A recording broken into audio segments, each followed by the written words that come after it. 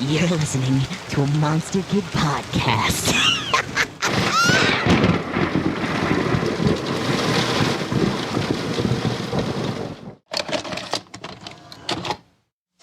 Why don't we rent a video tonight? Yeah, can we please? On a weeknight? Yeah, come on, Mom. It's okay.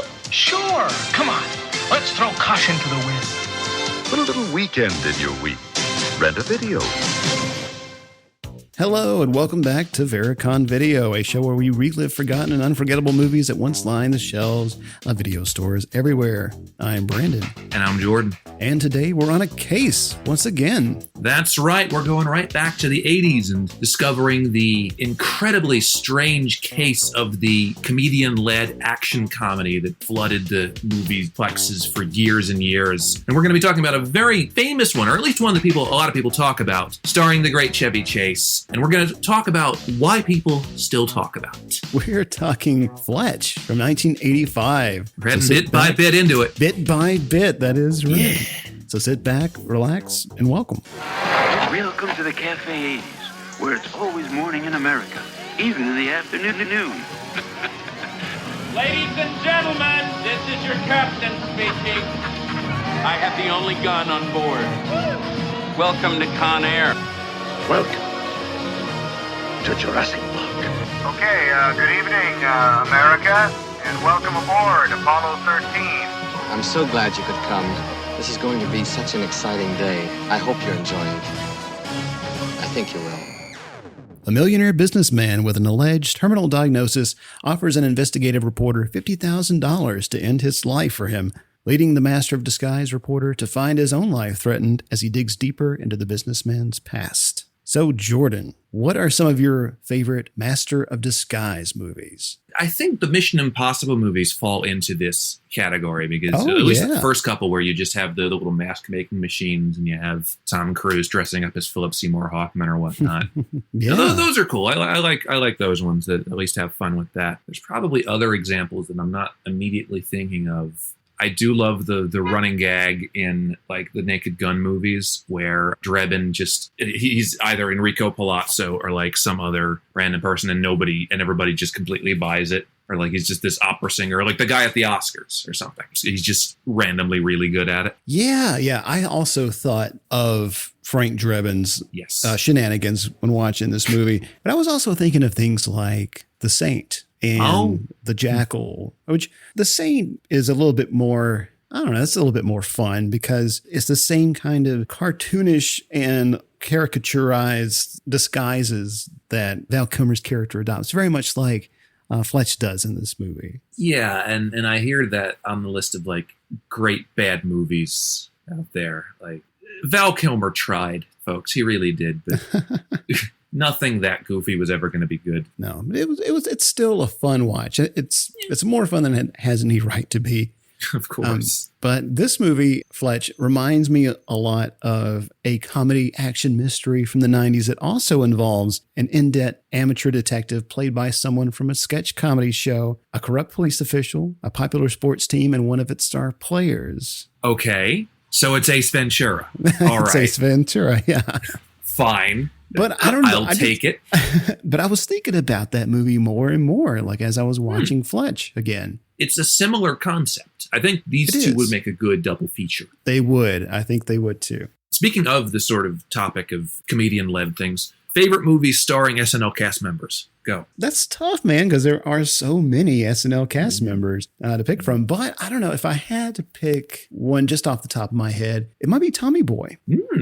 Yeah, plays to the strengths of both of them. Yeah, and I mean, there are some SNL cast member movies that are also like SNL sketches just turned into feature films, like Night of Roxbury or Superstar, things like that. Not as fun. Well, I mean, the Wayne's World movies are great. I will die Wayne's on World that. is an exception. Absolutely. I will take Wayne's World. Yeah. So you didn't even think about that. But yeah, absolutely, 100%. Yeah. No, into this category, I throw things like Stripes, or obviously Ghostbusters. I would even say something like We're the Millers. which is in one of the last great studio comedies that Jason Sudeikis just rolls through by the grace of his own charisma. You know, I watched that for the first time like just a few months ago, and it's great, isn't it? It was great, man. I had a blast. I had not laughed that hard in a long time. It's a great one. I saw that in theaters, I think. Oh. And I've made a lot of friends and kept a lot of friendships thanks to enjoying that movie. And, it just works. It just really works. You know, also, I also watched The Vacation, the new Vacation movie. I still haven't seen that one. A few months ago. And you know what? It's not good, but I will say that I hadn't laughed that hard in a long time when I watched that either. There was some pretty funny stuff in there. Yeah, it was the same people that did, I think, Horrible Bosses, which was also Jason Sudeikis. Yeah. So, yeah, that was funny too. I like that one. The first Horrible Bosses hasn't aged well, but it's a very funny movie. A lot of these haven't aged very well. Yeah, well, it's comedy. It's meant to, be immediate and fun and timely. Speaking of things that haven't aged well, Chevy Chase, where are we with him? Do we like him? Do we hate him? Where is Chevy Chase now? I guess he's still waiting for the phone to ring. I think so. I mean, I know he's, from what I hear, he's a real asshole. He's a real jerk and arrogant and all that sort of thing. But I've also heard or read things from people like Dan Aykroyd who say that he's, a magnanimous person and very warm and caring and sweet and things like that. Well, if you have money, I imagine he's a lot nicer to you. That's true. I don't know. I grew up watching a lot of Chevy Chase movies, and I think they're great fun. But yeah, I don't know. I don't particularly think about him all that much anymore. And that's the thing. That's what we're going to get into with this one, and that's the new audiences of comedies may not be looking to Chevy Chase anymore because he more befits the 80s and early 90s versus now. If you're an asshole in a comedy, you're probably the villain. Somebody like Chevy Chase or really Bill Murray really wouldn't work. I'm lukewarm with him. I think he works in some movies. I think he doesn't work in others. You got to admit he's pretty talented, but it pays to be a nice person in this industry, to be a person that people want to work with. Chevy Chase would have a lot more work right now if he actually was nice to people. Yeah, there was something I'd read not too long ago. I can't remember when this was, but it was at a point when Chevy Chase came back to host SNL. You probably know which time period this is. But Will Ferrell had made a comment about he was in a room with Chevy Chase and some other folks, and Chevy Chase was walking around and just kind of riffing on people, making fun of people, and made an offhand comment to one of the female writers, cast members, something to the effect of, maybe you'll give me a blowjob later or a hand job or something like that. What Will Ferrell said, looking back on it, I wish we had all gotten up and left the room. Yeah, I mean, I think looking at things like that now, at the time, a lot of that stuff was so permissible or, that's just Chevy, Yeah, that's the thing. He would pull things like that. For those of you out there who've read the Shales and Miller account of Saturday Night Live's history, I think it's called Live from New York, there's lots of accounts in there from the time when Chevy came back to host in 1985 and got to talk to a new cast, like the cast with John Lovitz and then a lot of other people. And there was a guy in that cast named Terry Sweeney, first openly gay SNL cast member. Very big deal at the time. And this was in the 1980s, and there was a lot of gay panic, AIDS panic and going out there. And Chevy Chase was going around and riffing with everybody. He made fun of Robert Downey Jr. for, not having a good relationship with his father. And then he gets to Terry Sweeney. And the first thing he says, I got a great idea for you, Terry. Why don't we just do a sketch where every week we come back and we weigh you? Oh, my gosh. Right into the AIDS panic. And then... Oof. And then I think Terry Sweeney's account of it was that Chevy came up to him and he's like, "So I hear you're the gay guy." And Cherry's like, "Yeah, is there anything you'd like me to do?" And Chevy's like, "Well, you can start by licking my balls." Oh, that's Chevy. Chevy would do that shit. And either you were okay with it or you actually said something. And then, of course, in the later generations when you weren't going to stand for that shit, then they actually started saying something. And Dan Harmon would lead the charge of getting him the hell out of the industry. Yeah. Well, thinking about Chevy Chase's heyday, this movie was considered a hit, and we'll talk about why that is here in a bit. But what are some of your memories of or connections to Fletch? Well, I watched this movie when I was pretty young, actually. My dad, I've talked about this, my dad grew up in the generation of Chevy Chase, Bill Murray, Dan Aykroyd, all those guys. His favorite movies were Stripes, Animal House, stuff like that. And he is very fond of this movie, of course. And we rented it, the VHS of it from the local library. And I remember just looking at the VHS case of this and just waiting for all of the little characters on the case, waiting for all of the little guises he used to show up. Oh, like, okay, when's he going to play this guy? When's this guy? This guy hasn't shown up yet. And I remember liking the movie, but not getting it a ton. And then I watched it on cable years later, and I'm like, okay, this is pretty good. It's definitely something that deserves some semblance of a conversation. Maybe not in terms of its content, but just in its existence itself. Now, I saw this probably about 2008-ish, I guess. And I brought this up on the Heist episode, but there was a guy I used to work with who, we would just speak to each other in movie quotes. And one that he used often was like we were going to do like a lunch order or something. He'd be like, I'll have a steak sandwich and a steak sandwich. And I'm like, why does he always say that? So anyway, we got to talk and he's, oh yeah, Fletch. You never seen Fletch? I'm like, no. So anyway, I found a copy of Fletch. And of course, I recognize all of these little bits of dialogue that he was using in everyday conversation that went over everybody's heads. And I was like,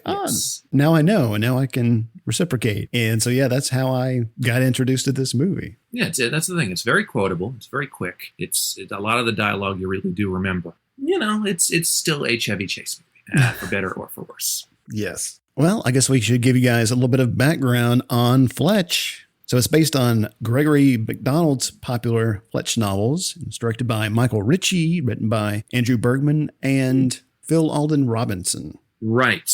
Two writers about town. They did tons of things in this era. Phil Alden Robinson, he was a script doctor on this. Best known for stuff like Field of Dreams, Sneakers. Great movie.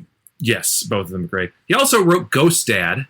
So, God, I haven't seen that in a hot minute. And he wrote All of Me, which is a great movie. So, he did a lot of gigs like this. And then, of course, Andrew Bergman, best known for, stuff like Blazing Saddles and The Scouts and Soap Dish and The Freshman, which I love. So these are two writers who, got a lot of really good gigs in this time and collaborated on this.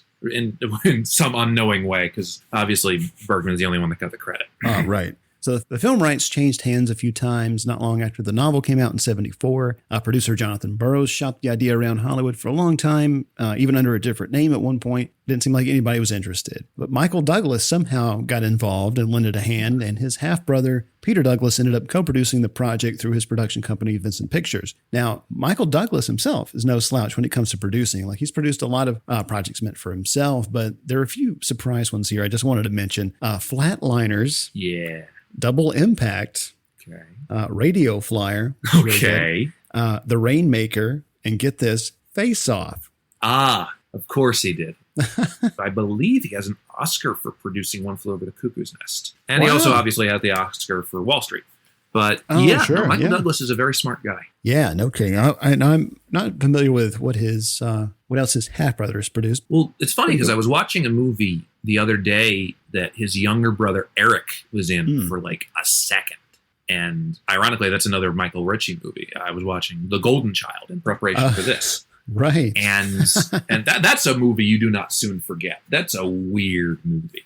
Eric Douglas shows up as one of the goons that Eddie Murphy has to fight. And it's very strange because he sounds a little bit like Kirk. Interesting. Yeah, I need to watch that one again. It's been a long time. I just remember some bizarre creature effects towards the end. Yeah, some Harryhausen shit, essentially. Yeah, and Charles Dance, of course. Oh, Charles Dance, brilliant. But at least watch it. It's not great, but it's very close to good. Now, Chevy Chase, when he got involved, his name was suggested to McDonald. And, McDonald was involved in the casting process. And we'll talk about that a little bit later towards the end. But according to what I could find, he agreed blindly to bring Chevy Chase on because he hadn't seen him perform. At least that's what was printed. And that Chevy Chase had turned the role down at least once. But he later clarified that it was his manager, not him, who turned it down because he said, I never read it the first time. Yeah, he'd never take credit for that. No.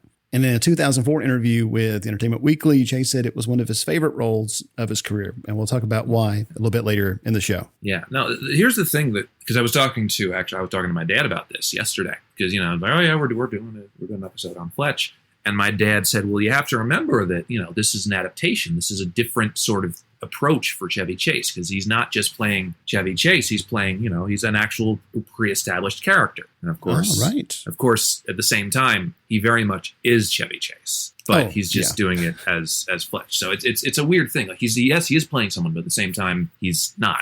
Yeah. Well, I wonder how much. What I'd read was that a draft came together in about 4 weeks, and McDonald wasn't happy with how much the story and characters deviated from his novels. And so he appealed to the studios and the director and was able to express his concerns over dinner. But whether or not any concessions were made, we can only speculate. But they might have just told him to, shut up. You're just the writer of the source material. What's this? An envelope full of money? Yeah, exactly. Here you go. I didn't order that for dessert. Yeah, man, it's crazy. Like, I don't remember. Well, I don't know. Like, I never hear anybody talk about the Fletch novels. No, that's the thing. I'd forgotten that it was an adaptation. Yeah, I always forget that. I mean, it has the same stylized name. I don't know if that originated with the movie's marketing campaign or if that was part of the original, marketing for the novels. I'm not sure. I'm not sure either. But they're using that for the reboot, which we'll get to in a second. I'm getting ahead of myself here. So the movie was shot in May 1984, some of which was in Utah, Provo, Utah. And this was after Chase allegedly got his drug problem in check, although Michael Ritchie had kept a sharp eye on him the whole time. He was allowed to improvise takes as long as he gave Ritchie what was on the page at least once. Yeah, and they didn't have to use it, obviously. Right. A lot of the best takes in this movie are just Chevy riffing, because that's what this time period did a lot.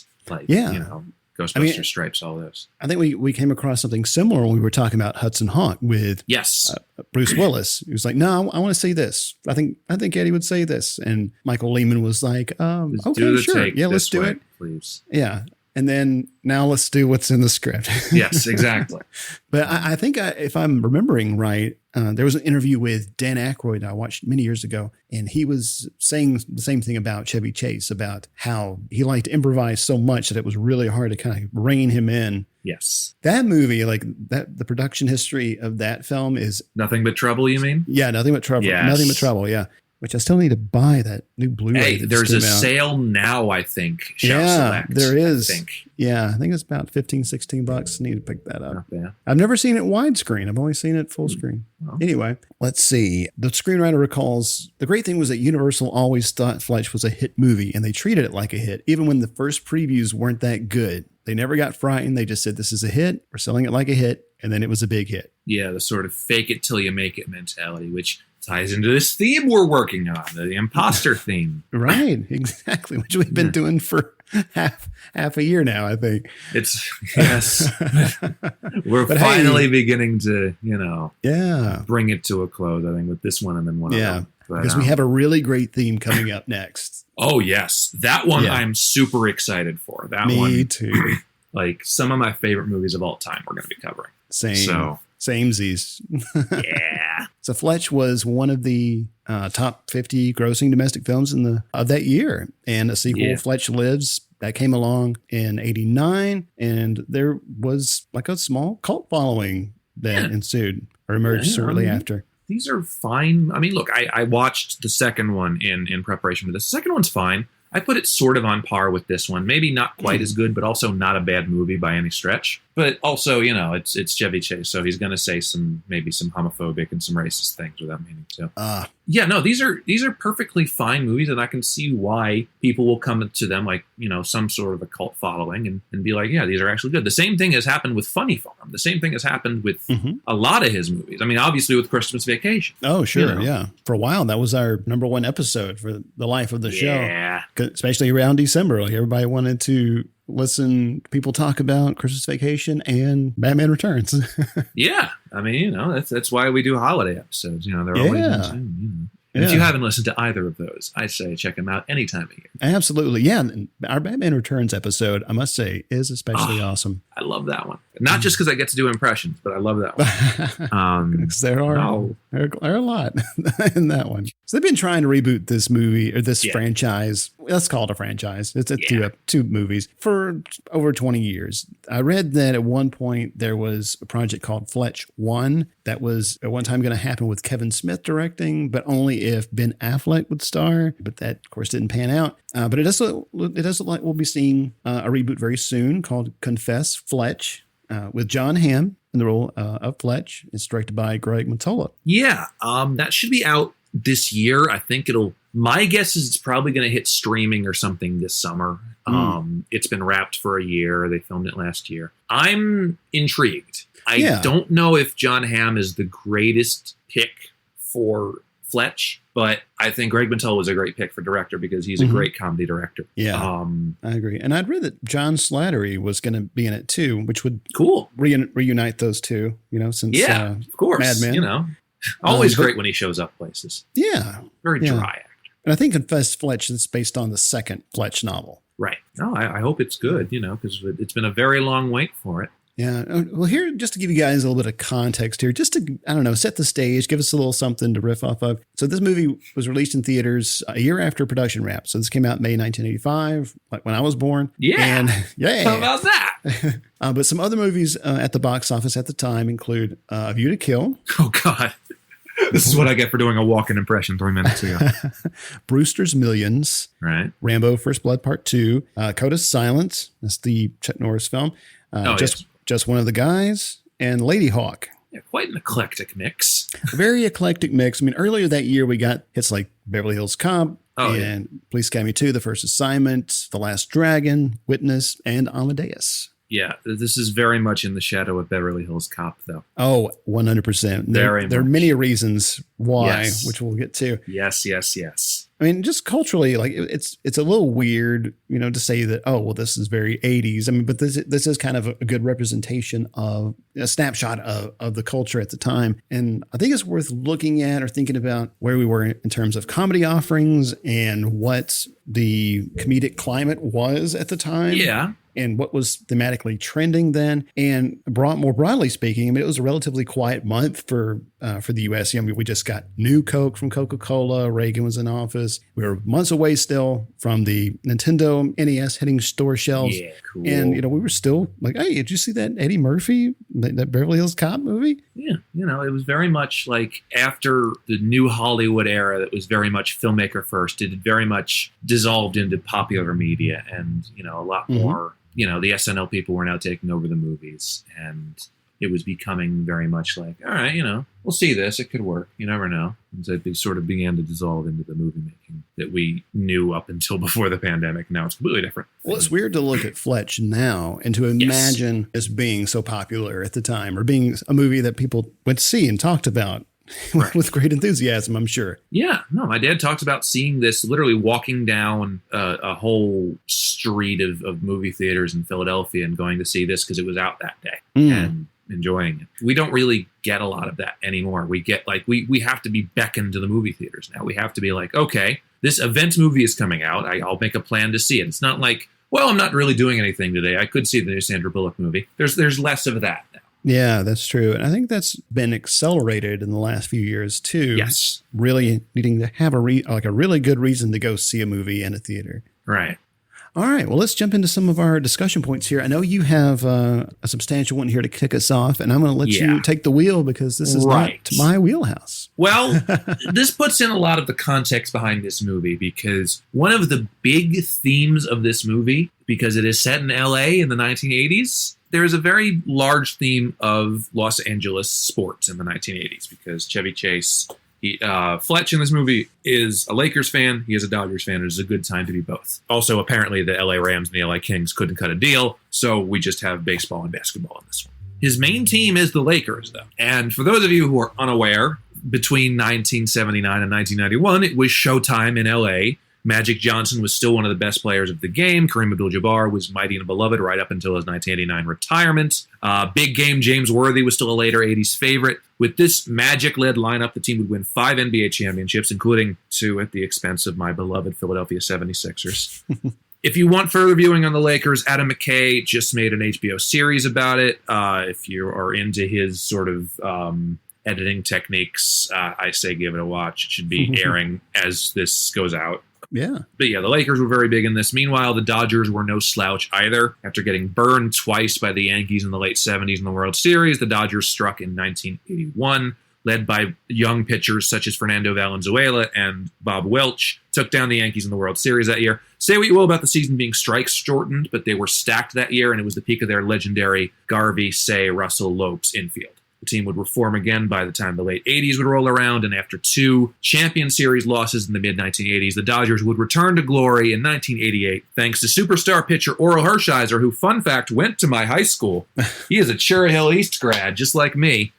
And power hitter Kirk Gibson, that year's MVP, and 2 members of the Homer at the Bat team, Mike Scioscia and Steve Sachs, with a big World Series win over the Oakland A's. So they were also very big in that era. So when we first meet Fletch in the movie, he's wearing a Lakers Magic Johnson t-shirt. Good choice. Even Larry, his boss, says, no, not his boss. Even Larry, played by Gina Davis, says, Magic today, huh? Yeah, Kareem's in the wash. So. Oh, yeah, that's good. I like that. It's a very quick little nod there. A lot of them are very quick. And I can relate. Another brief sports tangent here, but growing up in the Philadelphia area in the late 2000s, early 2010s, Philadelphia Phillies pitching staff was wild over here. We had Roy Halladay, Cliff Lee, Cole Hamels, all these people.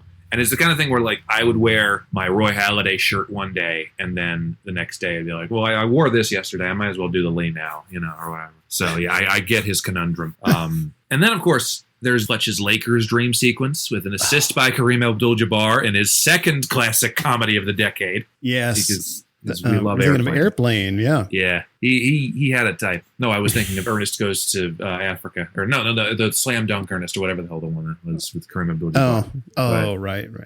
Yeah, that one. I don't even know. Chevy Chase's Fletch wears a slightly problematic afro prop in this scene. Yeah. He's a little bit racist. And it's a little silly, this whole dream sequence, but it works to establish Fletch as a routinely full of himself Chevy Chase character with LA aspirations and such. It's such a weird thing because we don't get anything else like that in the movie. No. Well, but we're going to.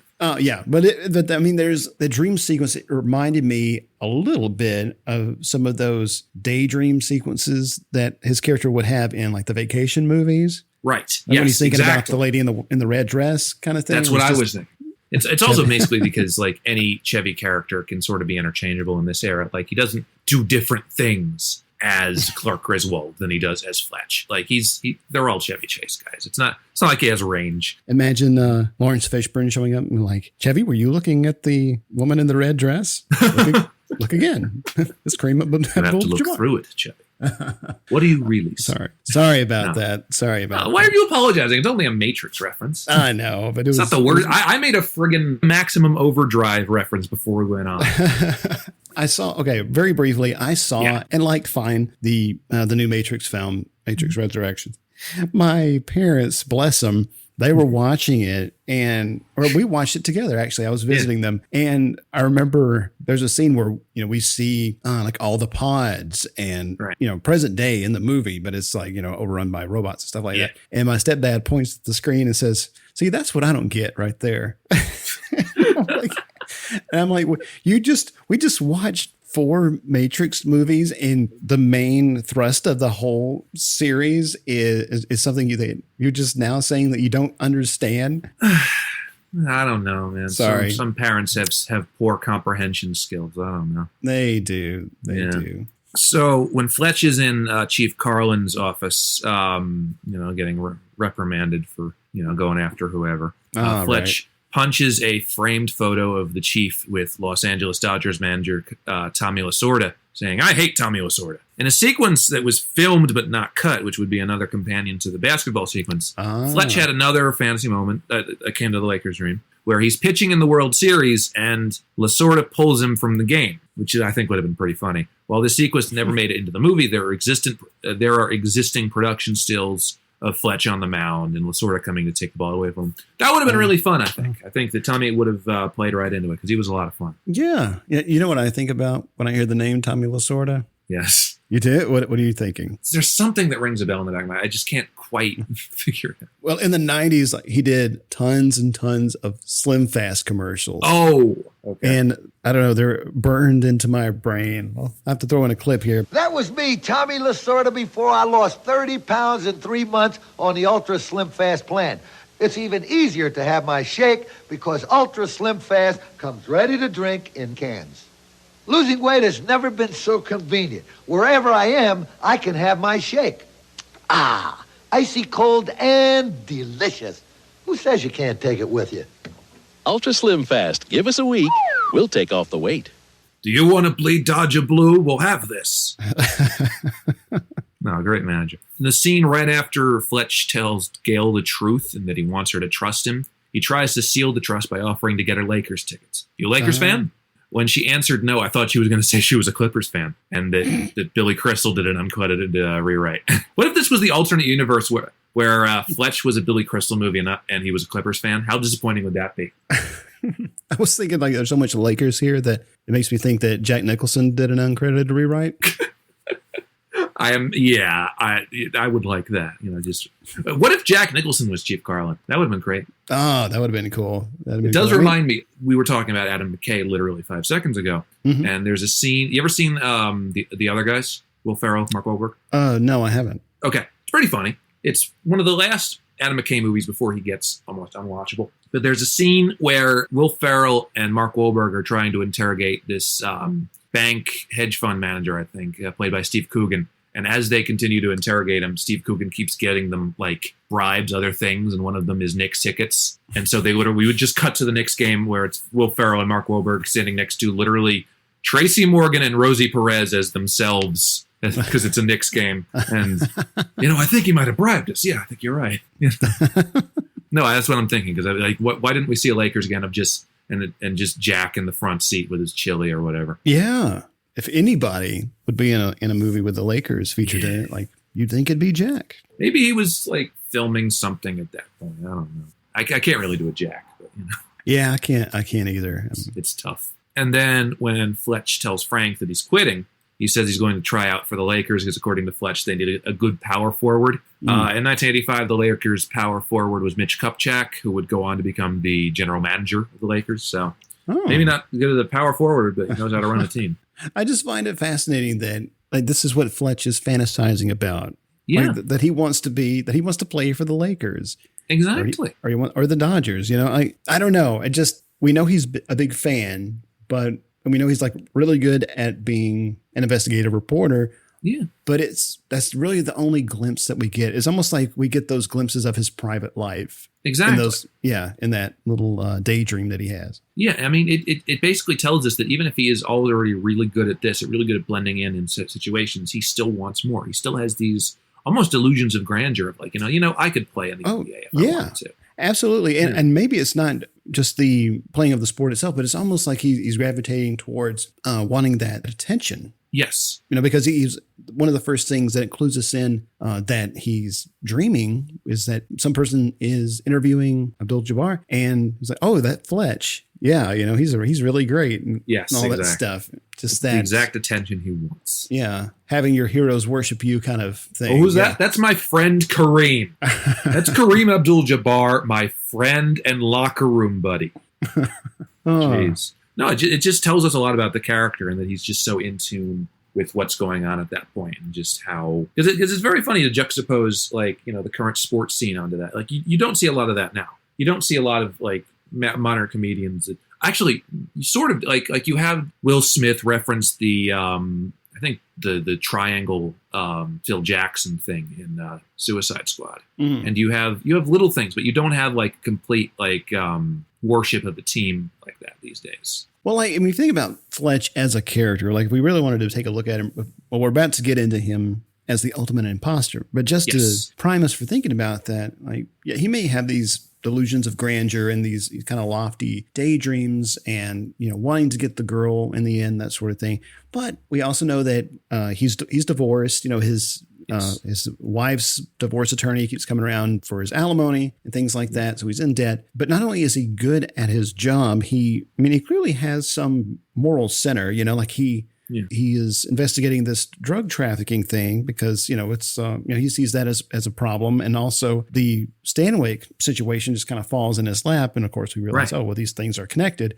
But, he does have an eye for wanting to get justice or, what I mean? No, it's honestly a very complex character. And, I think that, even if it is a Chevy Chase character, there is a lot going on. I like that they touch on this thing.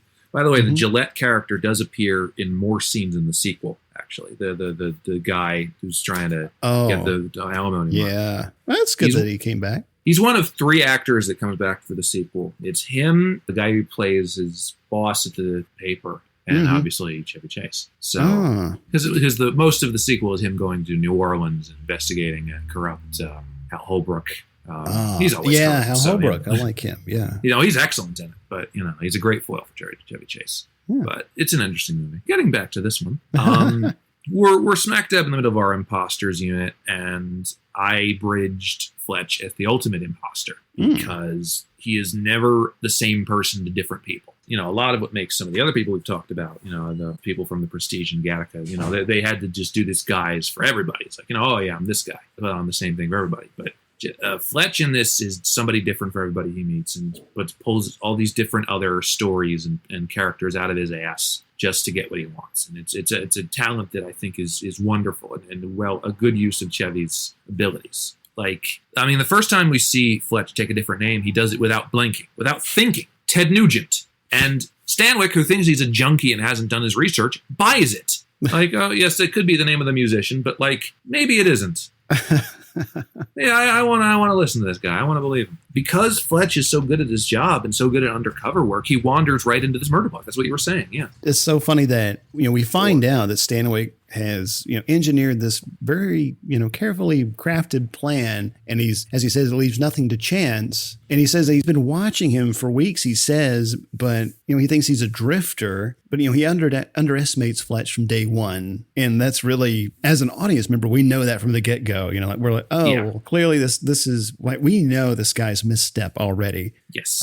But we, like Fletch, are also suspicious. And so I think that also makes us, we feel like we're part of the investigative team. We are looking at everything through Fletch's eyes and through his suspicions, confirming our own, that sort of thing. It's also one of those movies where there's rarely any scenes where we don't follow Fletch. It's like Chinatown, where we follow him pretty much every scene. Yeah. So. And there are other examples of this, we're going to talk about, but how he immediately creates a persona by just blurting out a name. Yeah, later he'll employ physical disguises to some degree, but it's like he approaches this role play as an actor improving a character. Yes, you could probably speak to that more than I could.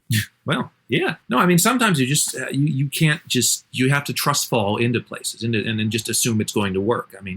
Be anybody, just make up a name and just go with it. And again, fake it till you make it, just run right through it. And just with the trust that that the rest of your scene partners, in this case, actual people, are going to go with it and believe you and yes and you to the point where you can get what you want. Yeah. And I do think it's a very familiar approach for Chevy, who obviously came up in the comedy circles, to just improvise his way through life as this character. Yeah, I think maybe that's why it works so well, or why it works so well for Fletch as a character, is because we have Chevy Chase animating those parts of him, that approach, that thinking about it in the moment as an actor and being reactive, being reflexive. Yeah, no, there is a lot of interesting stuff that he does. The entire scene with Emmett Walsh as Dr. Dolan, he's very much on his toes the whole time. For his identity, Fletch chooses the surname of Babar. And even Emmett Walsh, isn't there a children's book about an elephant about named Babar? I don't know. I don't have any.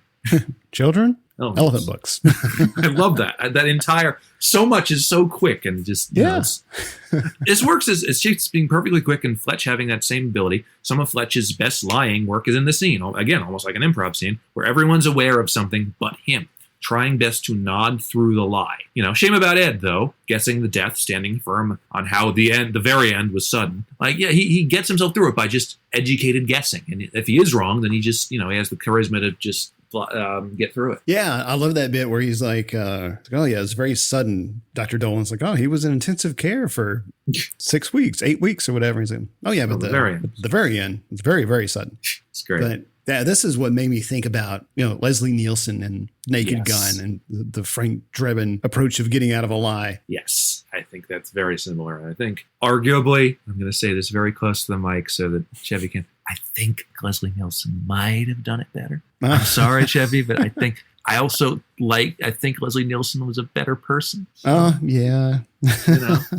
I'm just saying that. I know we're covering a Chevy Chase movie, but no, I tend to agree with you because it's I rewatched the Naked Gun movies not so long ago, a couple of years ago, and they're still. I mean, I think they still hold up. And that type of humor we don't really see anymore. I don't think, that. But it's still fun because it's the same like Airplane or Zaz Guys humor, which I love. Yeah. I think that all three of them are really good. The first one's obviously the best, and I think the third one is the best of the sequels. Absolutely. Yeah. The third one I really like. I've seen the most. There's a lot of really good gags in that one. The entire Oscars sequence is wonderful. It's great. The one director is like, you know what? Stick with him. Yeah, let's get it out to the end. Back to this movie. At the hospital, I love that we have this moment of a mental lapse from Fletch when he's going to the receptionist at the hospital, initially going with Dr. Rosenpenis before settling on Dr. Rosen because every doctor on the list is named Dr. Rosen something. So he goes with Dr. Rosen. Dr. Rosen. I love that so much because a friend I was telling you about who would make Fletch jokes all the time, it was at a pathology lab. So we made a lot of doctor jokes and there'd be Dr. Rosen, like, oh, Dr. Rosen. Literally same year as Doctor. Yes, you're onto something here because it's almost like he's so distracted, he's discombobulated because he drops all those papers. And and doctor, and he's also trying to distract and annoy the nurse at the reception desk too. I'm Dr. Rosenpenis. It's Dr. Rosen. Yeah, it's Rosenheit. Dr. Rosen. Where's the record, sir? But that's great, and it's just so off the top of his head. Something about that scene really does it for me.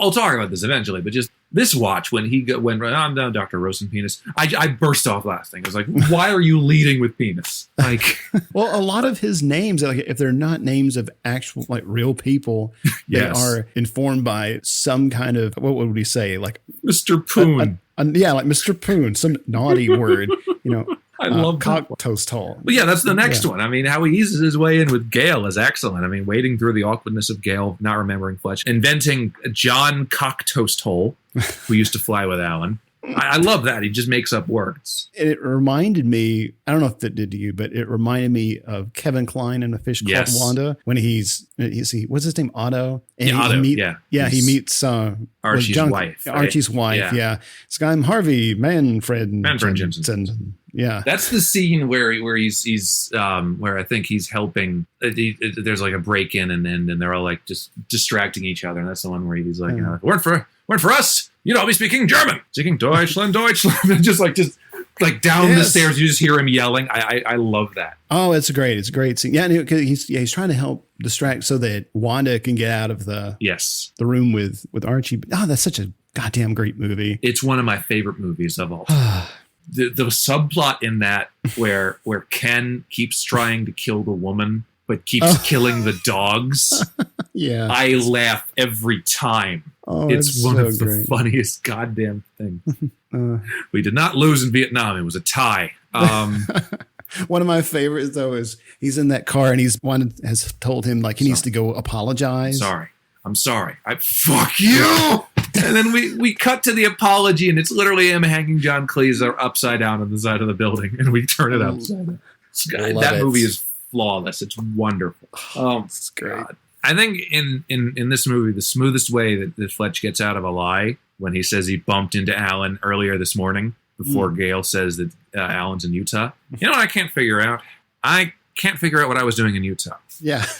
Yeah, like in the moment, in that scene, like it's very quick and just barely getting out of it. But maybe this is how the character of Gale is written, but she is not suspicious of him at all in this movie, or doesn't question him really. No, she completely trusts him, even though she seems a little apprehensive at times. But she's otherwise very charmed by him. That's the thing; he's a charming character. She just buys it. It's easy to buy it when you're good at it. Yeah. These little offhand things he says, she finds them funny. Yeah, exactly. We already mentioned this, but Fletch is Mr. Poon from the FAA, being extra annoying to piss off Kenneth Mars and just spilling information. What kind of name is Poon? Comanche Indian. It's the funny thing. Hi, I'm Mr. Poon. Like, sure, go with it. Mr. Poon. I love it. He's got a lot of great names. Yeah, and then, like the next one, he calls Swarth out as Igor Stravinsky, using a funny voice and everything. I wish, blanking on the actor's name now, who plays Swarth out, but great Tennessee actor from Memphis. He was in Deadwood. Not Emmett Walsh again, right? No. William Sanderson. Yeah, William Sanderson. who's in Blade Runner. Yeah, he's best known as J.F. Sebastian in Blade Runner, and he did a brief arc on Lost as well. So that's pretty cool. He's popped up here and there. Oh, yeah, he's great. Yeah, he's very good. The true master of disguise sort of thing Fletch was billed as comes in the form of his false teeth as Boyd Airfield man Gordon Liddy. Gordon Liddy. Oh, my gosh. I remember when Gordon Liddy had a talk show on the radio. Oh, God. How to steal things and not get caught. Our bus driver listened to it all the time. Oh, God. Was your bus driver stealing things? Probably. Children. You stole children. But again, this kind of goes back to the idea of like, he'll play dress up like, as a doctor or have, the stethoscope or whatever. But like this is a chance for Fletch to have a little more fun. He splurges, he says, on those 49-cent buck teeth. Yeah. It's great. But it's a great little character that he's playing. Like he's trying to play off like the fact that he doesn't know anything about airplanes. Yes. While these two guys are like, it's another great walk through improv kind of scene where he's just faking it as he goes. Yeah. It's like, it's over here. It's over here. And it's like, I know. I was just checking the luggage. Wipe off these windows. Gunk on them. It's great. And of course they buy it. So what's very important here is that when does Fletch tell the truth? When he realizes that Gail wants to trust him wholeheartedly. And she asks any more surprises, and so he tells her everything. And that's the thing. He can be this sort of character, but once he needs to trust someone, he can turn it off and be like, okay, this is what's real. Yeah, and this is really the first time we see this version of him. Yeah. It's almost like the rest of what we've been seeing is, in part, a kind of performance. Yes, where it is. Where he's being this, this big goof who's just making a lot of jokes, off-color jokes at work and things like that. But here, it's very sincere. No, and that sincerity is appreciated. Yeah, certainly woos her over, even while Mr. Underhill is banging on the door of the Cabana 1. I love that running gag, screwing over the Underhills. I'll get into that when it's a little later, but I love Charge that. it to the Underhills. Fletch just standing up and taking the spotlight at the Veterans Luncheon is genius because he lies his way around the approaching police and he confuses the room for a bit so that nobody is completely on the same page. Yeah, he's talking about the dwarf and whatever his name is. I'm glad he confided in me that he had syphilis and... just rolling and standing for the national anthem and everything or something. Yeah, all of that stuff is great distraction. It really is. The chase, I don't know, I feel like the chase does kind of drag a little bit at times. Yeah, and I'll get to this in my final thoughts, but I think overall though, pacing's pretty good. I mean, if you want a better chase scene in a Chevy Chase movie, watch Foul Play. There's a better chase scene for you. I don't think I've ever seen Foul Play. It's one of his first starring roles. Right, and it works arguably more often than it doesn't because it's very much like a 1970s comedy it's very similar to something like Silver Streak, and it's got a breakneck pace and there's a lot of things going around and a lot of comedy lifers are hanging around. Dudley Moore has a good part, but it's very much his first chance to be Chevy in a major motion picture, and it goes pretty well for the most part. Okay, I'll have to put that on my list. Actually, I think it is on my list. Cool. All right. My list is so long. No, same. I have so many long queues on streaming services. There's a lot I need to get to. Even when he doesn't give himself a character name, Fletch just weaves things in so perfectly to fuck with people. He does give himself a character name at the Kavanaugh house when he's screwing with the landlord. And we will get to that landlord later. There's things I want to say about that landlord. Yes. But he calls himself Don Corleone. He says, Mo Green's out at the Tropicana now. My sons, Mike and Fredo, are taking over. Full-on Godfather references. Yeah. It's like, a lot of these references, I mean, of course, we're so much more informed now, but like Ted Nugent, Gordon Liddy, a lot of these things, you're like, oh. Don Corleone. Yeah, Don Corleone. Like, and it's funny because with the Stanwicks, he actually finds someone who notices one of his funny made-up names, Harry S. Truman. Right. And they're like, hey, isn't that any relation or whatever? And he has to rationalize that my parents are quite the fans of the former president. So that's funny. Yeah. And then we realize like, oh, well, like Mr. Stanwyck is, he makes some off-color comment about what he did to the Japanese. Yes. And, okay. Yeah. No, that's also a very fun scene because trying to figure out where it's going. Yeah, but, him talking to the Stanwicks is pretty funny and pretending to be an insurance guy. And plus, you have his other just offhanded disguises, like his whole bearded rollerblading disguise on the beach. Yeah, what is that? Like, what is he? Like, he's wearing this robe thing, but also he's got the big beard. I think it's like a Hare Krishna kind of thing. Yeah, that's kind of what I was I was getting from that. It was, just to repel people. No, he has those things at the ready at any moment, and also the fact that like his column in the paper is under the name Jane Doe, so he's literally disguising as a woman to do this. That's interesting. So yeah, that also is in the sequel as well. He's still Jane Doe in the paper and in the sequel. But in the sequel, I don't think I've seen it all, but yeah, he goes to Louisiana, like he quits the job. Yeah, he buys a plantation. Right. Yeah. So he's not working for the paper very often, but okay, he's there. Kind of hurts his chances of playing for the Lakers, but Yeah. No, well, he could always get traded to the Pelicans. But the Pelicans didn't exist in 1989 or whatever. Yeah. So, well, now, okay, real quick, check this out. So I noticed that there are some like tall jokes, like where he bumps his head a few times, like going into the jail cell, and with Carlin, and like he's in an apartment or something, and he's bumping his head on the light fixtures. And I mean, he's 6'4", but I don't know. I thought it was interesting that they were making, little physical comedy bits where he's just bumping his head and things. Well, that's also just Chevy, but yeah. Maybe that also does factor into the whole basketball thing of like, okay, yeah, exactly. He's also really tall and bumps his head on things a lot. Maybe he could be a basketball player.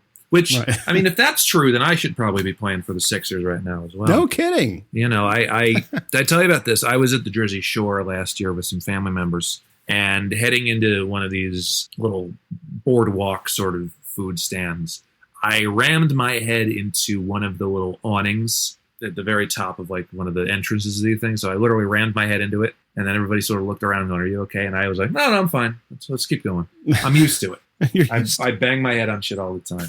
It's a hard head. Callous for many, many years, I'm sure of. Oh yeah. It's repeated. I've got a lot of padding.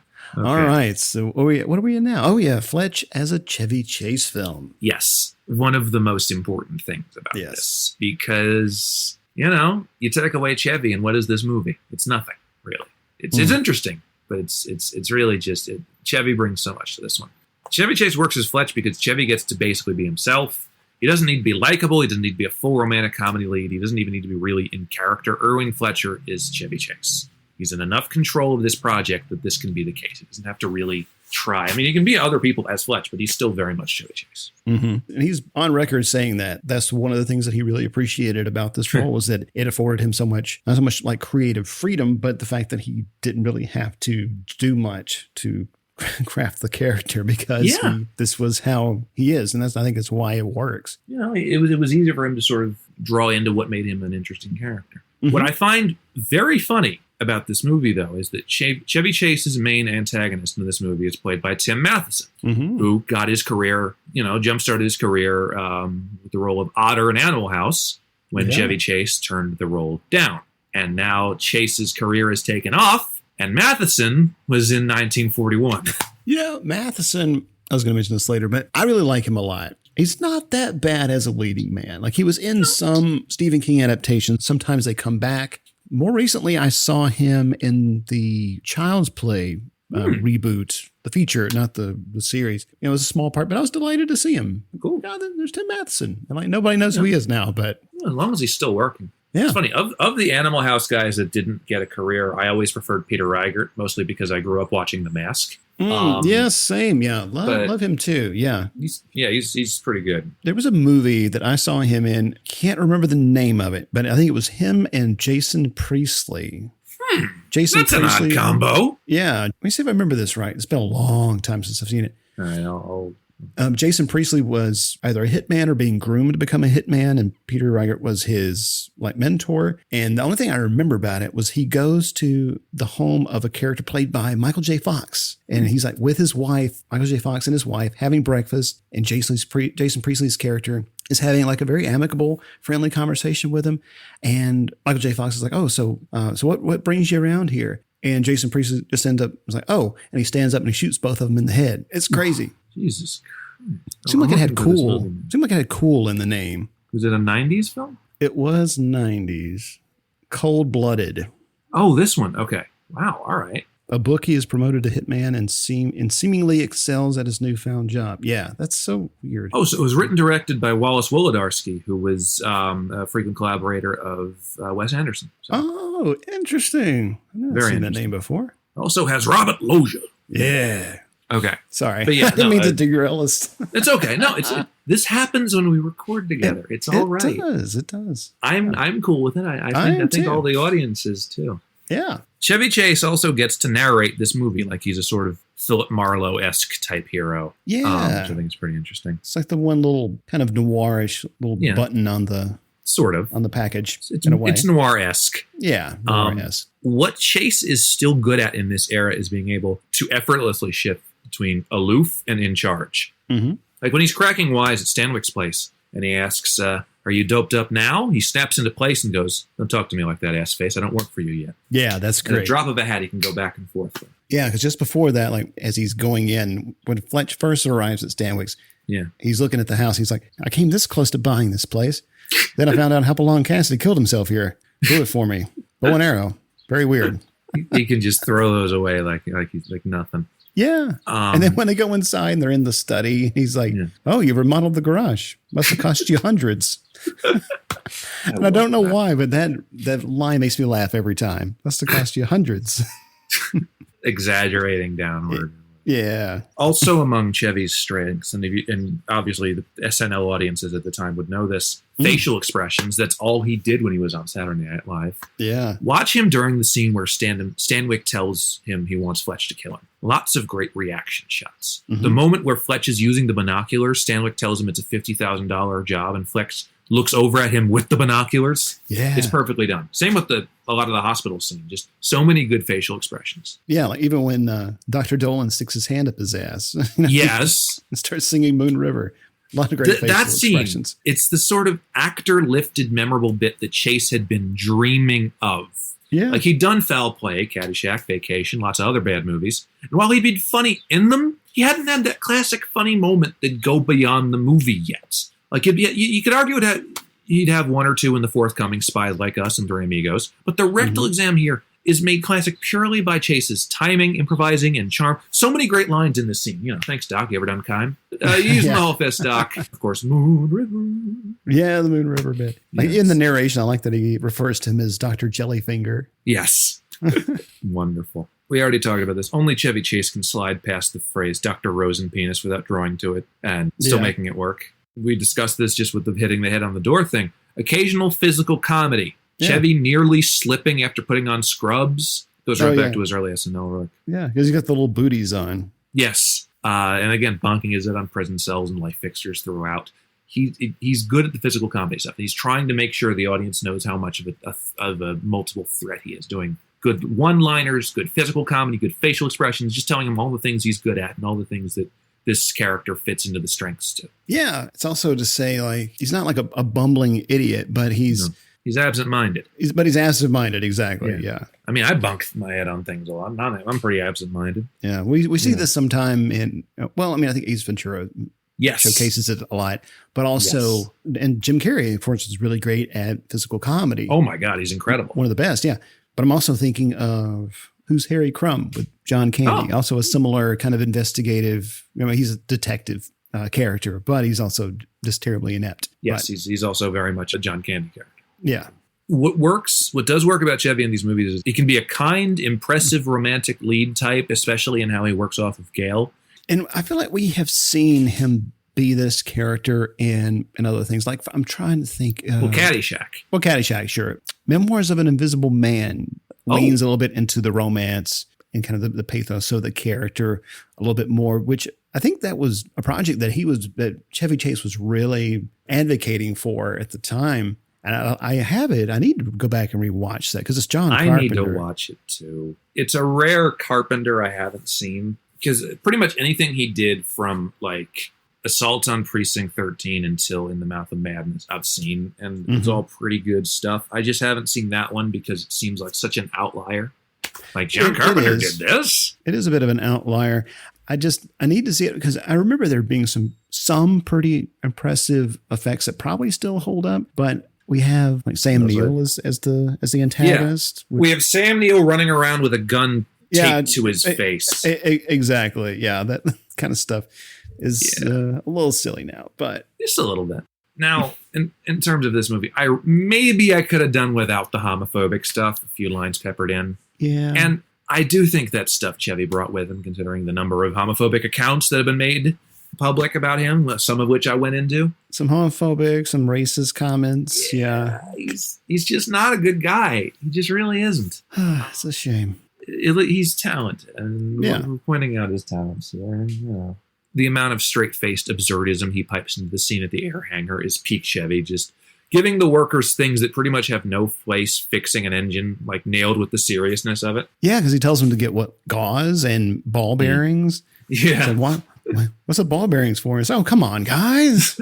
You should know this. You're pilots. Yeah, it's all ball bearings now. Yeah, it's great. Well, these actors, we'll talk about when we get there. But we will. We've got to mention them. We have to. Yeah. The epitome of Chevy Chase, I think, is what he does with the Underhills. Yes. He overhears Mr. Underhill being mean to the wait staff. So what does he do? He tells the waiter to put his orders on the Underhill tab, including increasingly expensive offers, and finally, a hefty tip for the waiter. This makes sure the mean person suffers and the good people, the workers, triumph. Yeah. Now, he does this by being mean to someone, which he is capable of in the movies, but he makes sure that it's the right people. It's sort of like a chaotic neutral type, making sure the right people get the right things, but in a mean-spirited way. Yeah. And of course, the ending trip to Rio was under Underhill's credit card as a way of making us willing accomplices. Chase uses the final line to ask if we want the number. To me, as an audience member, I think that's a really cool, fun way to wrap things up. I love it. Because that takes us right out of the movie. We're in on the joke. We're in on it. We're friends with him, basically. Love that and that's stuff. Cool. Yeah. I figured out something because I want to bring this back because I don't think we've mentioned this yet. Okay. This comes out in 1985, around the time that a lot of his other SNL contemporaries are having successes with movies like this, like Bill Murray, Eddie Murphy. Eddie Murphy had just done Beverly Hills Cop. How does something like Chevy Chase in Fletch, you think, match up to movies like Stripes or like Beverly Hills Cop or 48 Hours? How does something like that compare? How does Fletch stack out to some of those movies? Is it like on the same level as some of them? Is it more clearly a takeoff? Is it its own thing? I'm trying to figure out how this is compared to them. That's a good question. Like, I have a thought. Yeah, I'll take any thoughts. I'm having a thought. It's coming. It's gone. I'm trying to think, like, what were some of the predecessors of things like, like Beverly Hills Cop? Like, if we had something like that in the late 70s, that wasn't Smokey and the Bandit. That's in there, I think. What am I trying to say here? Like, I'm thinking of, I don't know, like Jerry Lewis characters.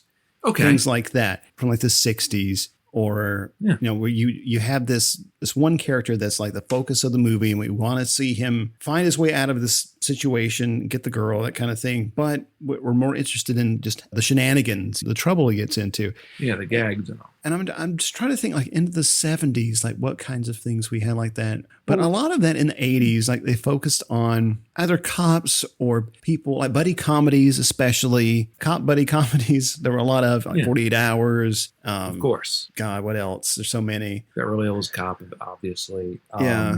A lot of the movies in that ilk. You could throw in Ghostbusters if you wanted. Stuff that emphasizes comedic ability as well as actually being a legitimate other genre movie. We're there for the jokes and everything, but I think we're also there like to have fun and have a good story, something that's not going to, as you might mention this in the notes somewhere, but it's a pretty simple plot, it's nothing that's too complex, too over the top. We don't have like a hierarchy of villains that Fletch has to get through. Not quite, no. So I don't know. know. One or two, but not many. Like, it's relatively simple and it's accessible and it's very compact. I mean, this is a little under 100 minutes, which is, I think, pretty solid. It's a great length for a movie. Probably could have been a few minutes shorter, but yeah, I mean, obviously, but especially the car chases. But no, I think that, all right, in terms of something like Beverly Hills Cop or Stripes or Ghostbusters or any of those, this is going to pale a little bit because I don't think Chevy Chase is quite the dynamic performer as somebody like Eddie Murphy or Bill Murray or Dan Aykroyd. I think Chevy Chase is very much like an all-for-one, get-out-of-my-way kind of type, where Eddie Murphy would at least bounce off of Judge Reinhold or Ronnie Cox or whoever. But I also think that a lot of what makes Fletch memorable isn't quite the story. The story is pretty simple. It's very much like fake your death, in league with the cops and whatever kind of thing. What you remember about Fletch isn't quite. I mean, obviously, you remember Chevy Chase. And the other ones, Ghostbusters, obviously, you remember the story. Stripes, you remember a lot of the little things that happened. Beverly Hills Cop, you remember things like the banana in the tailpipe and the shootout at the end. Yeah, and the music, which we're going to talk and talk the music, about. yes. Oh, believe me, you remember the music from Beverly Hills Cop and Ghostbusters. Yeah. So it's different from a lot of the movies. I think it's still good in its own way, but I don't think it's quite as good as something like Beverly Hills Cop or even 48 Hours. Mm-hmm. It's, because Chevy isn't Eddie. Let's be clear about that. Right. Even when Eddie doesn't care, he still looks like he is. A little bit. Well, Eddie, he was, I would say, more of a public personality, but he was doing stand-up. He had the stand-up specials by then, right? Yeah. By 85. So, but Chevy Chase, how long had he been on SNL by this point, you think? Or has he already left? He only basically lasted a season and a half on SNL before his star was so big that he had to leave. Ah, gotcha. And so the late 70s and early 80s, he was out of there and trying to make movies. And then that led to things like Oh Heavenly Dog and Under the Rainbow and Seems Like Old Times and things that weren't very good. Eventually things started. This was the beginning of an upturn for him, or it might have been Vacation as well. But Eddie, I think, never really had a true downturn. He had a lot of better choices for movies. Mm-hmm. And yes, things began to go a little bit south at the beginning of the 90s, but he had a more consistent type because the script didn't have to be made or broken by Eddie. It's not like Chevy Chase where it had to be very much like he had to save the movie or whatever. Right. Yeah. I get that. No, I wanted to put a button on that topic. And so that's fine.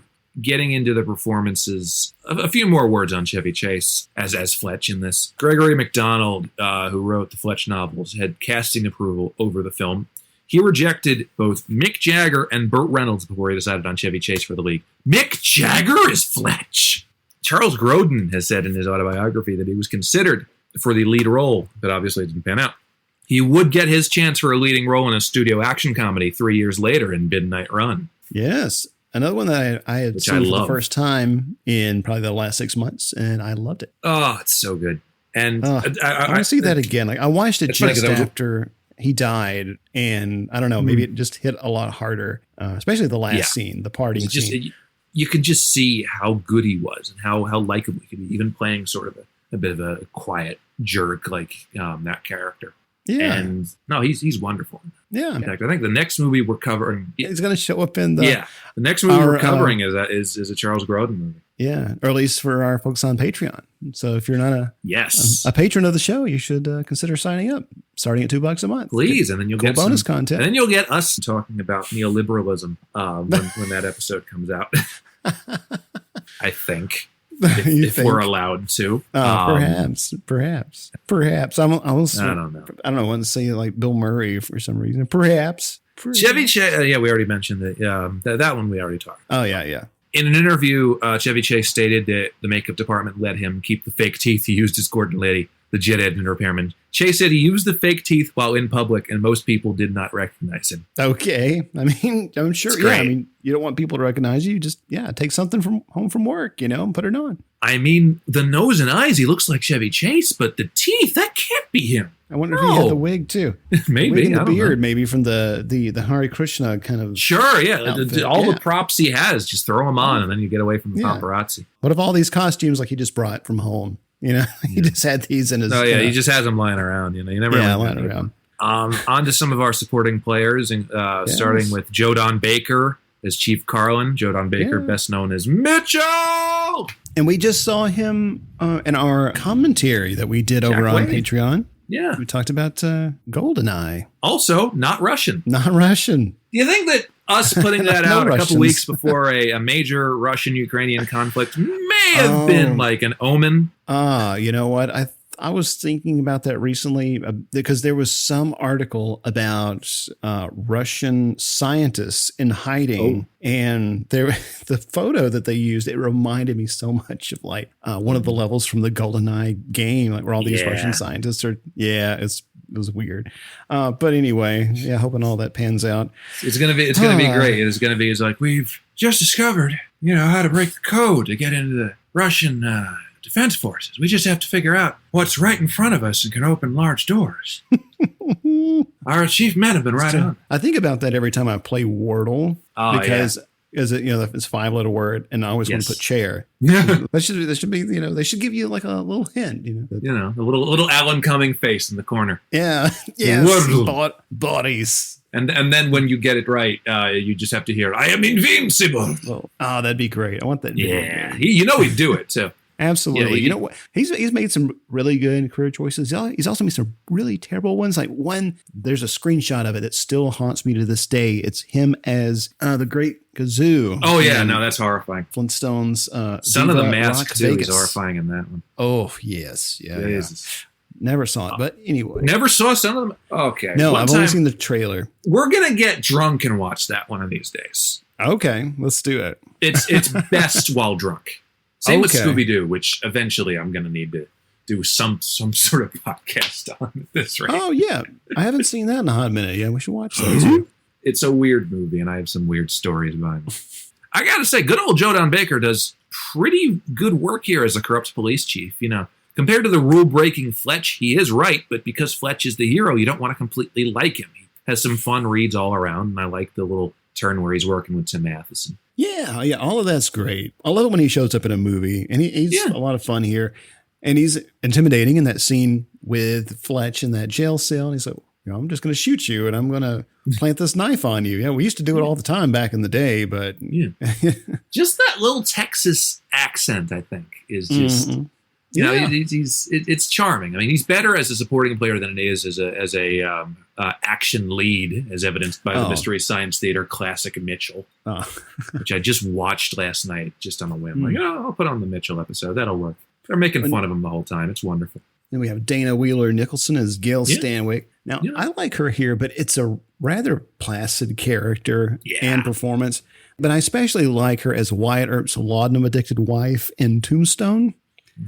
Go back to Val Kilmer. Yeah. So she's good in that. But here, I don't know. And I think it's just the way the character is written, where there's just so much happening that's really just tearing her world apart. Like, hey, your husband has been, he's a drug dealer, and he's a he's a bigamist, and he is what else? He's been married for 8 years. And he's not actually dying, and so on. All of that stuff. I mean, he's dead, but he's not actually dying. Right, but she should be more pissed off about it. I don't know. Yeah. Well, the thing is, they didn't want to give her that much of a character because it would take too much away from Chevy Chase. Yeah. And you don't want to take too much away from Chevy Chase. See Tim Matheson as Stanwyck. Yeah. Talked about him a little bit. Villain here. He's good, yeah. Gina Davis is Larry. Woefully underutilized in this, but very fun here. I think she should have been the female lead. I think she should have too. I mean, she's only great. in here for a few minutes, and I miss her a lot. Like, she's such a talent. Yes. And I think so underrated. Yes. The last thing I saw her in, well, I've been having to endure lots and lots of Grey's Anatomy over the past few months.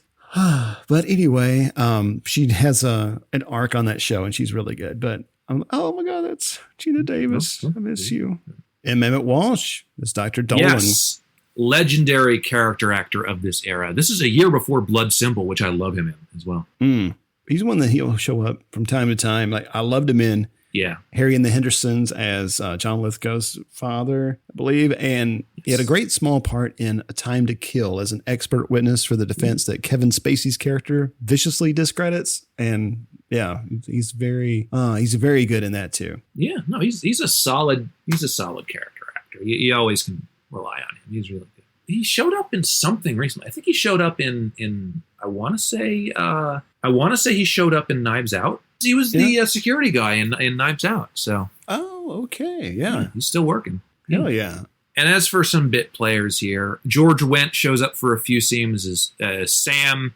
This is a couple years into Cheers, right as his career was picking up. Yeah. He's literally just talking about his nephew, Jason Sudeikis. Yeah, that's right. George Weiner, good New York actor. Yes. He plays Gillette, Flex's ex's divorce attorney, better known to comedy fans as Colonel Sanders in Spaceballs.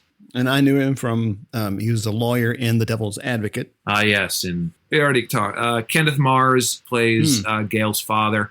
I am embarrassed to say I did not immediately recognize Kenneth Mars, maybe because he's usually in so much makeup as in all the Mel Brooks movies. Maybe this is also my first time hearing him without a German accent. That checks out. Yeah, yes. And it's a really short scene. This the Mr. Poon scene, right? Yes, Mr. Poon. It's so fun to say. We mentioned William Sanderson. Yes. Oh, and I didn't realize this. James Avery. Yeah, a.k.a. Uncle Phil from The French Prince and the voice of the Shredder from the TMNT series. He plays one of the cops tasked to bring Fletch in, the one he dubs Shamu, which I think is really funny. Yeah, it was good to see him here. I had no idea that was him. I didn't recognize him. Yeah. I checked IMDb. It was James Avery. Oh, wait a minute. Nice. We talked about this. Burton Gilliam plays Bud at the air hangar. I spent a good 40 seconds trying to figure out where I knew him from. Turns out he played Lyle, one of Hedley Lamar's men in Blazing Saddles, which means that's 2 Mel Brooks connections here. And It's an Andrew Bergman film, so technically 3. That's true, yeah. I knew him from Back to the Future 3. He was a Colt pistol salesman or representative there in Hill Valley. And his partner, I can't think of his name. It's Bo Starr, I think. He plays Sheriff Ben Meeker in Halloween 4 and 5. So yes, you horror fans might recognize him. Clown him in as 6 Degrees of Pleasance. I don't know. What is it? I may have just invented it. Good. We should play it sometime. Yeah. Oh, and Ralph Seymour as Creasy, the 19-year-old beach bum, who I only know from Pee-wee's Big Adventure as Francis's goon who steals Pee-wee's bike. It's cool to see him show up in something else. Yeah, I recognize his voice. I just imagine him saying, so fork over the money, Buxton. See you later. I need to rewatch that one of these days, man. Yes, you do. You absolutely do. It's been a while. I would watch that whenever it was on cable as a kid, skipping past specific scenes. But it was it was a blast. It's just a joy. Real quick, there was see if I remember it now, but it was an episode not of Monster Vision. I was thinking it might have been Monster Vision. But anyway, Joe Bob Briggs was introducing he showed that film on one of his one of the episodes. He hates that movie. But the intro was something like, for the next 2 hours, you get to watch a weenie wearing lipstick, Galen running through the desert trying to find his stolen bike. But it's like a weenie wearing lipstick. You must have had fun writing that one. Oh, yeah. How could you dislike that movie? It's fun. I know. It's Brian from the Blood Buddies. It's their favorite, one of their favorite movies. And I love it too. I like to do it at some point. I've been thinking about it for a long time. Sure, we can throw it on. I'm fine with talking about that movie. Yeah, I thought if we ever did like a road trip theme or something, that'd be a fun one. That'd be fun. Yeah. Oh, let's talk about this music, man. Yeah, let's examine this for a moment. An 80s cop comedy starring a Saturday Night Live alum with music done by Harold Faltermeyer. Yes, Harold Faltermeyer, who did the score for Beverly Hills Cop. This is where I point out that Axel F. appears nowhere in this film. Neither by Harold or by Crazy Frog, thankfully. Yeah. No, it's Faltermeyer. He's done more. He's done more than most people realize in terms of like film scores. But the one that I really like is, of course, Axel F is a classic, but he does some really cool music for Tango and Cash, of all things. It's a great theme. But it's funny how like a lot of his stuff, he's using a lot of the same tones, a lot of the same sounds. So there is this. If you put a compilation of his work together, like it would have a great deal of cohesion and unity, I think. Yeah. Okay. So all of his movies that he scored are very, very, very 80s because obviously this and Beverly Hills Cop. Top Gun, The Running Man, Cuffs, Tango and Cash. He's very either not 80s or like things that are after the 80s that are still very much soaked in 80s. Right. Cuffs is basically an 80s movie, just 3 years later. This isn't quite as memorable as his score for Beverly Hills Cop, but I gotta say, the synth refrain does work well alongside more action-esque moments like Fletch sneaking into Swarthout's office or Fletch checking Sally Kavanaugh's residence. Yeah, see, I love all that. I mean, it's very big. It's very synthesizers, drum machines. There is a theme. There is Fletch's theme. Yes. And, it's catchy and it feels like the sibling of Axel F. Yes, definitely. At some points. Yeah. Same sound. Yeah, well, so does this movie. Yeah. Which, there you go. A few minor pop music notes. Yeah, what do you got? The theme song to this movie is Bit by Bit by Stephanie Mills.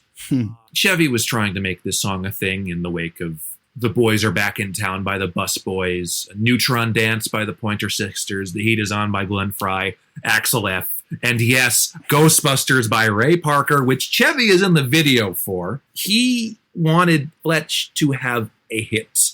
I mean, I'm All Right being a chart topper for Caddyshack felt so good. The audience for Holiday Road hadn't totally arrived yet. He wanted more. Bit by Bit is a fine song. Perfectly forgettable. Perfectly fine 80s. It reached number 78 on the Billboard Hot 100. That was its peak. So Bit by Bit mania did not happen. Now, speaking of Chevy Chase and music, now I remember Chevy Chase from the Paul Simon You Can Call Me Al music video, but is he on the recording? Do you know? I don't think so. Okay. Unless he plays one of the other instruments. Like the percussion or something. I know he does Maybe. in the video, but I don't think he does. I do love it's one of the greatest openings to a music video of all time. How you doing? They shake hands, and then right as Paul Simon's going to start, Chevy Chase just lip syncs it himself, and Paul Simon just sinks. I love that. Great. It's the funniest damn thing. Love it. It's very much like this movie as well.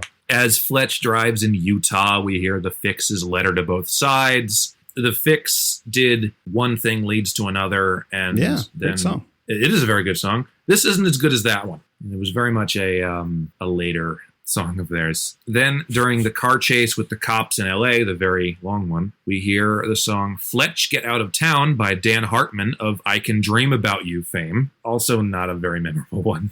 Beverly Hills Cop, this is not, suffice to say. No, it is not. All right, there were a few memorable key scenes that we've talked about most of these, but are there any that we want to highlight before we start wrapping up? One or two other ones we can talk about in more detail. As discussed, the scene where Stanwyck gives Fletch the job, essential Chevy Chase. The facial expressions, the timing, him fitting the one-liners in between the directions, ending with just a pause and then, sure. It's great. We've already talked about this scene, but drop your shorts and bend over, Mr. Babar. Singing Moon River. It's a classic. You all know it. Time. Yeah. Using the whole fistuck. We will quote that every so often around here. The scene where Fletch comes to Gail's cabana. Fun fact, this scene was my very first exposure to this movie, was when it was included as a My Play clip from the initial version of Seen It. Oh, interesting. I think I had that game the second it came out. Somebody was like, okay, Jordan has to have this. And so in like 2002 or whatever, I had that game. And it had this clip on it. Because it was appropriate as well. A lot of great one-liner responses. I also love Fletch inquiring about Gail, i.e., why'd you let me in, finally? Oh, yes. Seen it. I had seen it. No one want to play with me. They were too intimidated, I think. That's not a boastful comment. Just play with my family. It's a great game, though. I'm sad that because DVDs are no longer a thing, they've kind of stopped making it. But I have several editions. I have the James Bond edition. I think I have an early Marvel edition before the MCU. We talked about this, Fletch crashing the Fred Dorfman ceremony. So much rolling, so much silly stuff. The national anthem, the tension. It's just a well-concocted scene. Yeah. The STD jokes. Yes, exactly. That ending showdown with Stanwyck and eventually Joe Don Baker. Fletch is so smooth, so commanding, and so unflappable, even as his plan comes away. Yeah. I like that scene a lot. I know we hadn't really talked about the ending, but he's figured everything out, and he understands like what ultimately was Stanwyck's plan, like what he was going to do with Fletch. He's got a similar build, and so he's going to put him in his car and burn him up, so that he's able to take Fletch's identity and skedaddle to Rio. All of that's really cool, but just the command of the scene and Fletch's command of the situation is palpable in where he has the upper hand, or at least he thinks he does for a little bit. Eventually gets it back. But, all of that ultimately works out, and he gets to be the hero. It's a very fun climax, and it works out. Yeah, and I don't know why I was thinking about this, because there aren't that many parallels, but it got me thinking about another 90s comedy in which a nobody is summoned to the home of a wealthy man and framed for his murder, but the guy just did it to fake his own death. That would be Bushwhacked. Daniel Stern. Yeah, that one was on cable a little bit when I was a kid. And Anthony Heald as Anthony Heald plays the Tim Matheson antagonist. Part. Yeah, and John Polito plays the Joe Don Baker part, essentially. Right. / Sam Gerard part. yeah, exactly. And I love John Polito in that. Oh, he just barks at everything. Yeah. I saw him in something not too long ago. What was it? The Crow was on TV. Oh. And so he was in that. He's in The Crow, and also because Michael Wincott runs him through with a sword. Oh, Right. Okay. Which was funny because he just got run through a few years prior in Robin Hood, Prince of Thieves. This is how my mind works, folks. But yeah. Okay. Well, let's give the award for extra of the film. Who does it go to, Jordan? Well, the thing is, I'm stretching it because I don't know if this completely counts as an extra, but I am giving this to the single worst actor in the movie, which is the fellow who played the landlord at Sally Kavanaugh's place. Dear Lord, was him not understanding comedy part of the point? All of his reads have the same cadence. He's just sort of wandering into this movie, not really acting at all, just sort of having this steely-eyed glare toward Chevy Chase, barking out his lines. It's a brick wall of a scene partner. Even him getting kneed in the balls, he doesn't even have a convincing sound. Yeah, I don't think he had worked that much no. looking at his filmography. But, I mean, he was a bad character. I mean, maybe it's just the characterization that it was a very flat and kind of out of touch and oblivious. You're a stranger. He certainly wasn't helping. Yeah, no. He's a relative of the get in the fucking car guy from Heist. Yeah. And I like that we can interpret like this extra bit as not necessarily like an extra in the film, but someone who is incredibly extra, you know? Yes. And I don't know why I said it like that, but you know what someone who makes the most of a small runtime in a film without being like a star. Right. Like eventually I'm going to make a whole like cut of all of these different performances from all these movies we've done because it's fun. It's fun. Oh yeah. We should do that. All right. Well, that is Fletch from 1985. Final thoughts, Jordan. This is a pretty solid 80s action comedy. Chevy Chase's performance is obviously the highlight. There's a lot of fun things here and there, a couple of signature scenes. It works pretty well for the most part, but it's very much bogged down by its Chevy Chase moviness and his often irreverent sort of habits. It's not as strong as some of the other ones in this era, but it is still very good. Yeah, absolutely. I agree with you completely in that there are moments that the movie is so concerned with, how do I put this? Whenever Chevy Chase makes a joke, the movie makes sure that they telegraph to the audience that, hey, you're supposed to laugh at this. He's being funny. And the characters kind of support that, where like even Gail, like where he'll make these little silly jokes and she'll be like, oh, that's funny. And okay, well, maybe they're meant for each other, but he's not always funny. And I think that does the character some disservice. But, you know, the first act of this is really tight, I think. It is. And I'd even say the first half is pretty solid. Yeah. But it starts to wane a bit there in the second part of Act 2.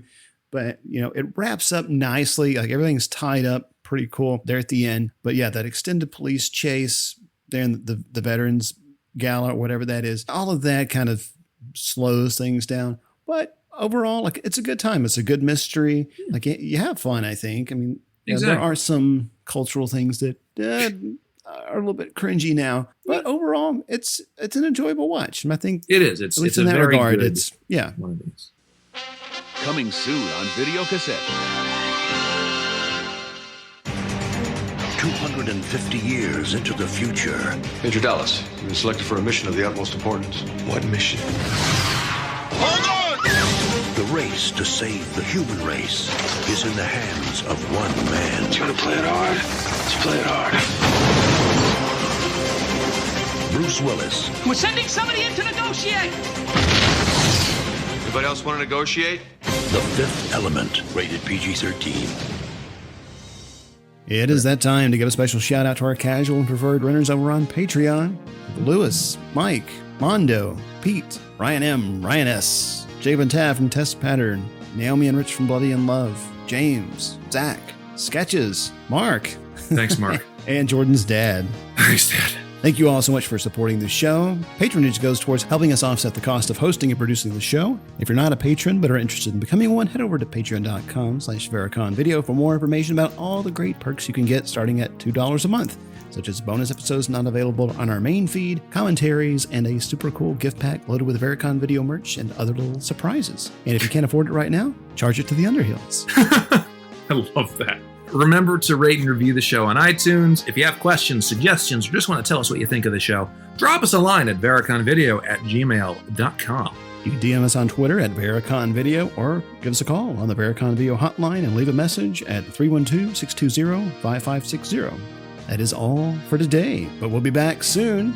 I promise, to talk about more forgotten and unforgettable movies pulled from the shelves right here at Vericon Video. So long, everybody. Thanks. You ever done time? Goodbye, Vietnam! That's right. I'm history. I'm out of here. I got the lucky ticket home, baby. Okay, bye-bye. Thank you. Bye-bye. Bye-bye.